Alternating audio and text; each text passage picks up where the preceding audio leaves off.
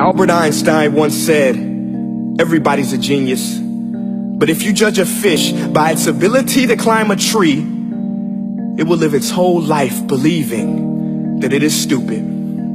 Ladies and gentlemen of the jury, today on trial we have modern day schooling. Glad you could come. Not only does he make fish climb trees, but also makes them climb down and do a 10-mile run. Tell me, school, are you proud of the things you've done?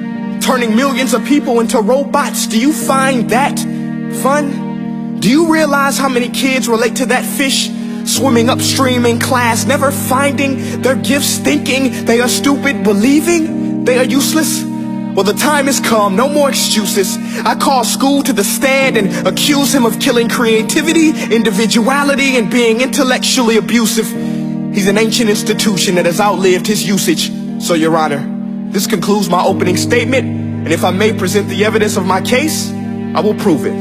Proceed. Exhibit A. Here's a modern day phone. Recognize it? Here's a phone from 150 years ago. Big difference, right? Stay with me. Here's a car from today, and here's a car from 150 years ago. Big difference, right? Well, get this. Here's a classroom of today, and here's a class we used 150 years ago. Now ain't that a shame? In literally more than a century, nothing has changed. Yet you claim to prepare students for the future? But with evidence like that, I must ask, do you prepare students for the future or the past?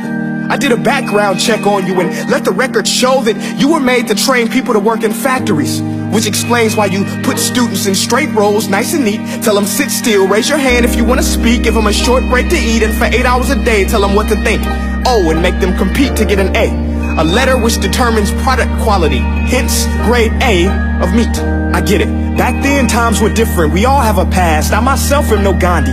But today, we don't need to make robot zombies. The world has progressed. And now we need people who think creatively, innovatively, critically, independently, with the ability to connect. See, every scientist will tell you that no two brains are the same. And every parent with 2 or more children will confirm that claim. So please explain why you treat students like cookie cutter frames or snapback hats, giving them this one-size-fits-all crap. Watch your language. Sorry, Your Honor, but if a doctor prescribed the exact same medicine to all of his patients, the results will be tragic. So many people would get sick, yet when it comes to school, this is exactly what happens. This educational malpractice, where one teacher stands in front of 20 kids, each one having different strengths, different needs, different gifts, different dreams, and you teach the same thing the same way? That's horrific. Ladies and gentlemen, the defendant should not be acquitted. This may be one of the worst criminal offenses ever to be committed. And let's mention the way you treat your employees. Objection. Overruled. I want to hear this. It's a shame. I mean, teachers have the most important job on the planet, yet they're underpaid? No wonder so many students are short-changed. Let's be honest. Teachers should earn just as much as doctors, because a doctor can do heart surgery and save the life of a kid. But a great teacher can reach the heart of that kid and allow him to truly live. See, teachers are heroes that often get blamed, but they're not the problem. They work in a system without many options or rights. Curriculums are created by policymakers, most of which have never taught a day in their life. Just obsessed with standardized tests. They think bubbling in a multiple choice question will determine success. That's outlandish. In fact, these tests are too cruel to be used and should be abandoned, but don't take my word for it.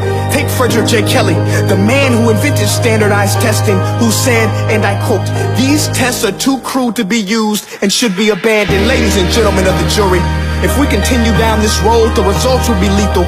I don't have much faith in school, but I do have faith in people. And if we can customize healthcare, cars, and Facebook pages, then it is our duty to do the same for education, to upgrade and change and do away with school spirit, because that's useless. Unless we're working to bring the spirit out of each and every student, that should be our task. No more Common Core. Instead, let's reach the core of every heart in every class. Sure, math is important, but no more than art or dance. Let's give every gift an equal chance. I know this sounds like a dream, but countries like Finland are doing impressive things. They have shorter school days. Teachers make a decent wage. Homework is non-existent, and they focus on collaboration instead of competition. But here's the kicker, boys and girls. Their educational system outperforms every other country in the world. Other places like Singapore are succeeding rapidly. Schools like Montessori, programs like Khan Academy, there is no single solution. But let's get moving, because while students may be 20% of our population, they are 100% of our future. So let's attend to their dreams, and there's no telling what we can achieve. This is a world in which I believe, a world where fish are no longer forced to climb trees. I'll rest my case.